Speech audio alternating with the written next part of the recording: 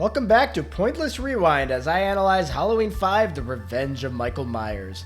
The way I do these videos is I point out 3 good things and 3 bad things from these movies because it forces me to think about them in depth. But is Halloween 5 a movie worth going in depth on? Well, that's something I can't actually answer until I've recapped the movie. Things start off with the end of Halloween 4 as we witness Michael Myers getting shot into a mine shaft. That fall permanently disfigures our beloved shape as he transforms from this idiotic look into this idiotic look. Michael rests up for a year while Jamie, fresh off of attacking her stepmother, has gone mute.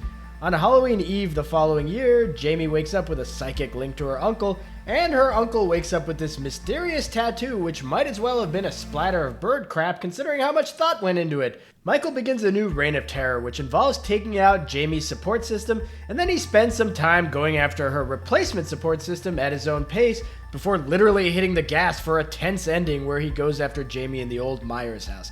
The old Myers Gothic Victorian mansion. After playing hide and seek with his niece, Dr. Sam Loomis, who's at peak insanity here, beats him to a pulp with a 2x4 before anyone can learn the truth, that Loomis was wrong all those years that he said Michael had no emotion. Michael is then put in jail before this mysterious stranger with the same nonsensical bird crap tattooed on his wrist shoots up the place, leaving Jamie to be understandably disappointed at the US legal system.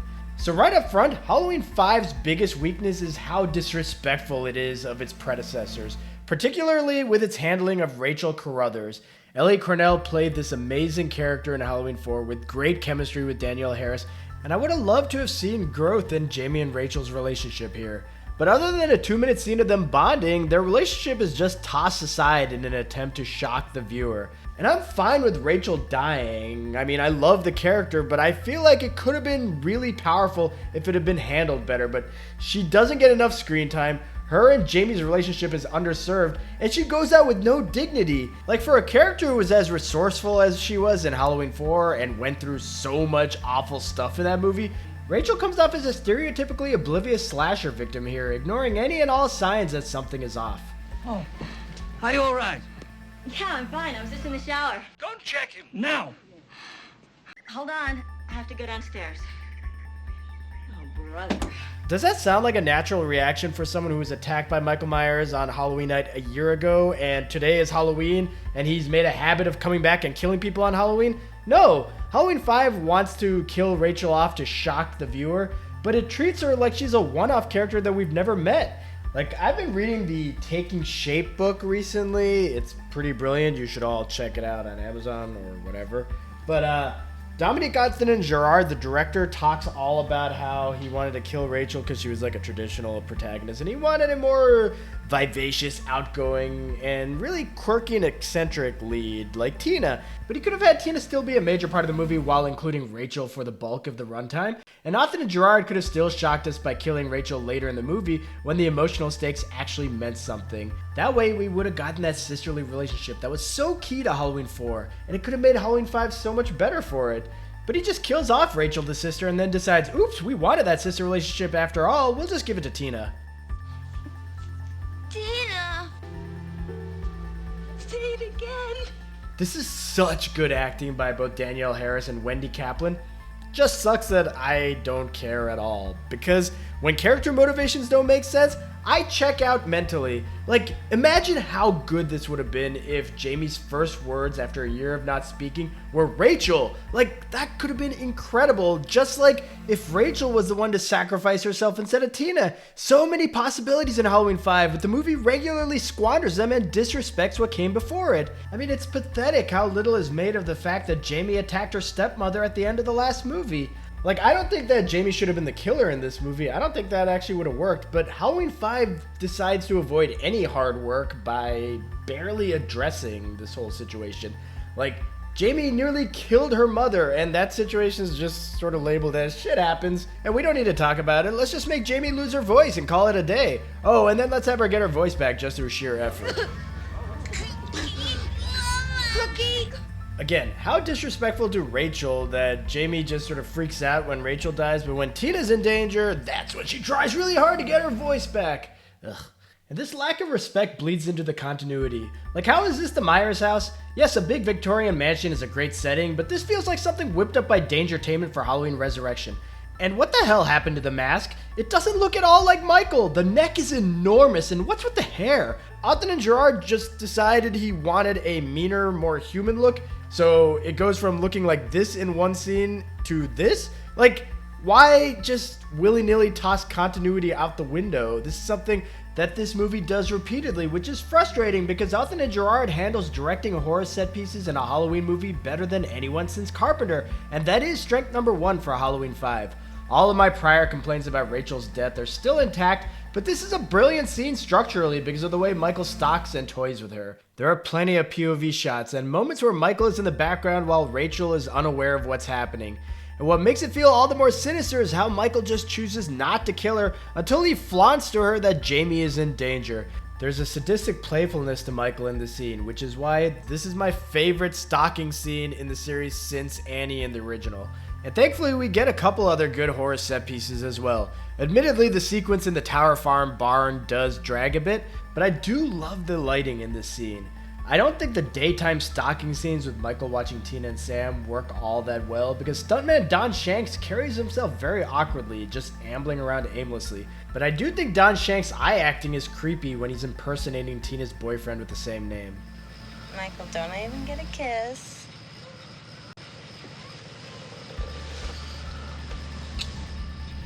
Just like with Rachel, he's toying with Tina, and it highlights how he's meaner and more sadistic in this movie.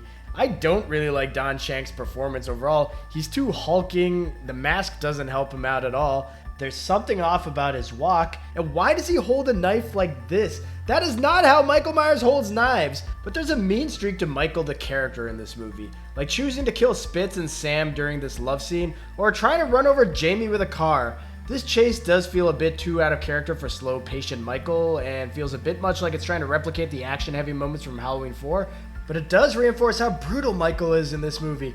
There isn't a ton of blood or gore, but his attacks are visceral, particularly in the climax in the old Myers mansion. And I gotta shout out the laundry chute sequence for being shockingly good.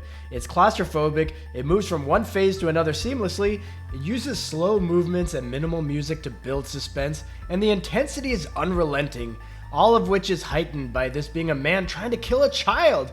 Halloween 5 delivers on scares and suspense very well. And kudos to them for bringing back one of Michael's trademarks.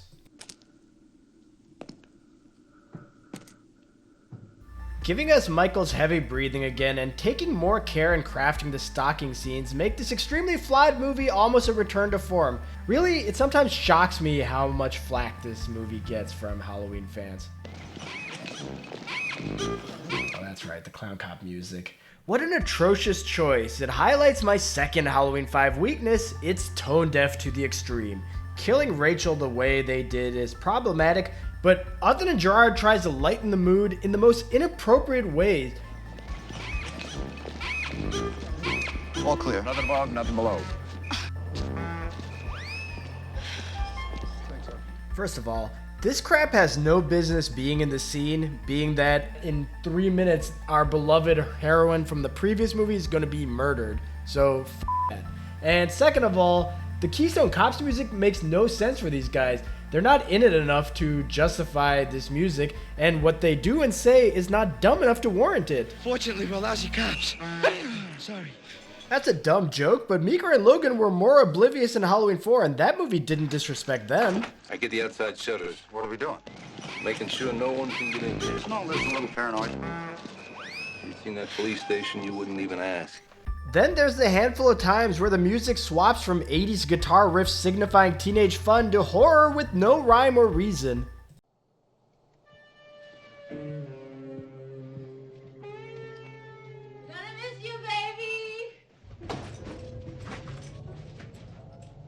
Halloween 5 is tone deaf. Like, why is this love scene 2 minutes long and lit and framed like softcore porn? Like, there's not even nudity here, but it's just so meticulous. It just keeps going on and on and on and on and on. It's just weird and bizarre.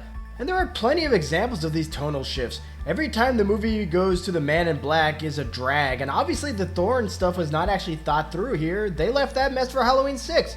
And how about the original script having Michael being asleep for a year before being resurrected by a character named Dr. Death?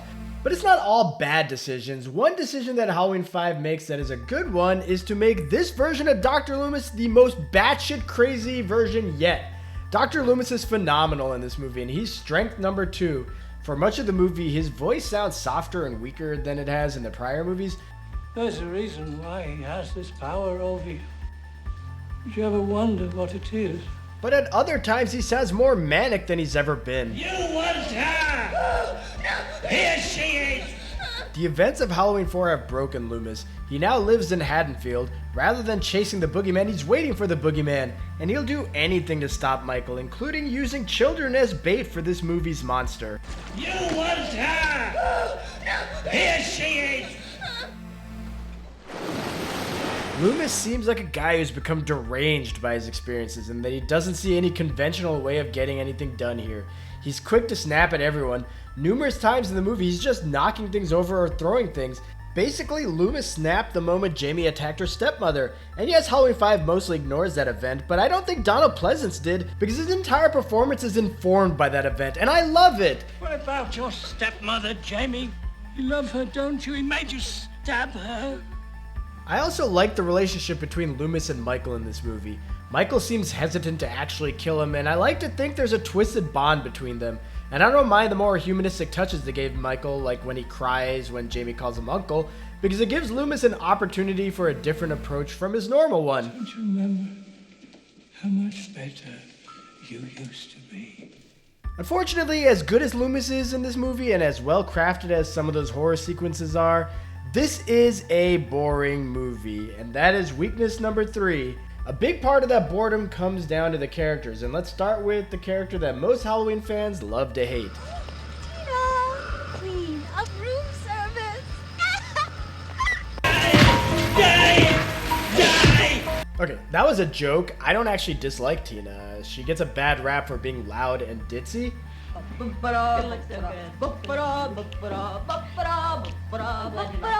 But I'm fine with her personality. I just don't like how they killed Rachel to bring in some new blood, and then just gave Jamie the exact same sisterly relationship with that new blood without explaining why they're so close. It's almost like we're in the wrong late 80s slasher movie. You've got their power. I've got their souls. Come on. As for her personality, I actually enjoy Wendy Kaplan's performance as Tina. I think she's charismatic and charming. The problem is how Halloween 5 introduces Tina and all of her friends.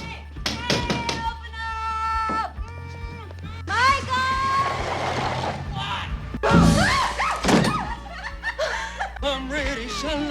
Ow! Oh my god, they all seem like the same person. Like, Mikey is given nothing to do. He's just a greaser type who's more of a dick than the mass murderer who shares his name.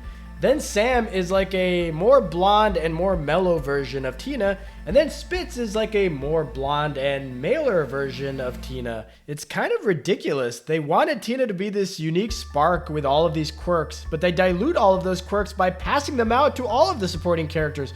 So when all of them act and sound the same, the movie starts to bore. I really think it needed Rachel for some balance, and that's also why I don't really like how Jamie Lloyd is handled here. And this is tough for me because I really love this character, and I think Danielle Harris delivers a better performance here than she did in Halloween 4, and it's probably the best non-Brad Dourif, non-Donald Pleasance, non-Jamie Lee Curtis performance in the series. But I really don't like how Halloween 5 treats her character. It's so grim. She is absolutely brutalized both physically and psychologically in this movie. And I don't mind kids being in danger in horror movies. Like, Hereditary is great because it's so focused and refined that the violence that's enacted on these kids feels kind of necessary. Then a movie like the first It has all of these kids in danger, but they all have interactions with each other, they have character development, and it just makes them seem like more than just victims. They have their own lives, and we get to know them. And that's kind of how I feel about Jamie in Halloween 4 because of her relationship with Rachel. But Halloween 5 brings no warmth or light to Jamie's character, and the movie is so tone-deaf that the unrelenting trauma dropped on Jamie is exhausting and downright boring. And character development? Halloween 5 would like you to think that there's some development. Why? Why are you protecting him? Now, are you willing to help me? Can you kill him? But that's not an arc. Those are just lines thrown into the movie for some drama. Plus, this would mean that Jamie was protecting Michael after he killed Rachel, but after he killed Tina, she's suddenly like, we need to get him! Stop disrespecting Rachel, Halloween 5. I'm not going to take it anymore. This is too bleak, too unpleasant, and too boring. And of course the movie ends on a sour note for Jamie as well, as all of that suffering was for nothing.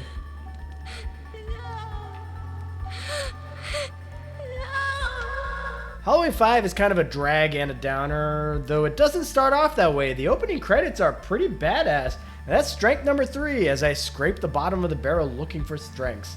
But those credits definitely merit discussion. Halloween 4's credits get a lot of praise for being a minimalistic, atmospheric opening, but for my money, this one is better. The knife slashing the pumpkin is a fun, clever, and visceral way to open a Halloween movie. It is, however, a difficult way to finish off a video about a Halloween movie, because what is there to say about opening credits? Not much. I should probably wrap things up. Please like and subscribe to my channel if you enjoyed my content. This was a pretty bad ending. Sorry.